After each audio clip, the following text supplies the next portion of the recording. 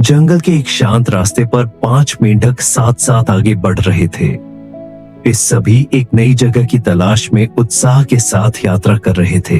रास्ते में अचानक जमीन धंस गई और उनमें से 3 मेंढक फिसलकर एक बहुत गहरे गड्ढे में जा गिरे। बाकी 2 मेंढक ऊपर ही रह गए और घबराकर नीचे देखने लगे। गड्ढे में गिरे हुए तीनों मेंढक बाहर निकलने के लिए पूरी ताकत से उछलने लगे। वे बार बार ऊपर चढ़ने की कोशिश कर रहे थे, लेकिन गड्ढा इतना गहरा था कि हर बार वे फिसलकर नीचे गिर जाते थे। ऊपर खड़े दोनों मेंढकों ने जब यह देखा तो वे नीचे चिल्लाकर कहने लगे कि यह गड्ढा बहुत गहरा है और यहाँ से बाहर निकलना संभव नहीं है, इसलिए बेकार में कोशिश करने का कोई फायदा नहीं है। ऊपर से लगातार ऐसी बातें सुनकर नीचे मौजूद एक मेंढक का आत्मविश्वास कमजोर पड़ने लगा। उसे लगा कि शायद ऊपर वाले सही कह रहे हैं और अब वह कभी बाहर नहीं निकल पाएगा। कुछ ही देर बाद उसने कोशिश करना बंद कर दिया और गड्ढे के एक कोने में चुपचाप बैठ गया।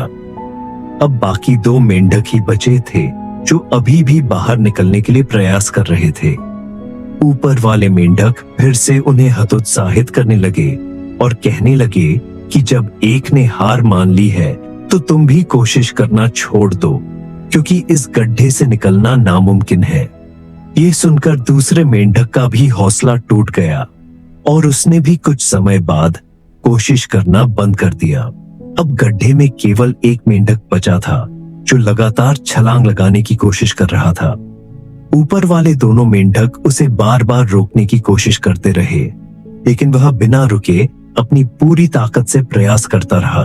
कुछ समय बाद उसने एक लंबी छलांग लगाई और आखिरकार वह गड्ढे से बाहर निकलने में सफल हो गया। ऊपर खड़े दोनों मेंढक यह देखकर हैरान रह गए कि जब बाकी 2 हार मान चुके थे तो यह अकेला मेंढक बाहर कैसे निकल आया। बाद में उन्हें पता चला कि वह मेंढक सुन नहीं सकता था।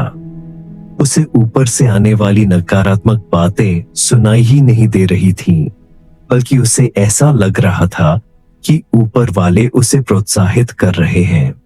इस कहानी से हमें यह सीख मिलती है कि जब भी हम अपने जीवन में कुछ अच्छा करने की कोशिश करते हैं तो बहुत से लोग हमें रोकने की कोशिश करते हैं। अगर हमें अपने लक्ष्य तक पहुंचना है तो हमें नकारात्मक बातों को अनसुना करना सीखना होगा, क्योंकि लोग हमेशा कुछ न कुछ कहते ही रहते हैं।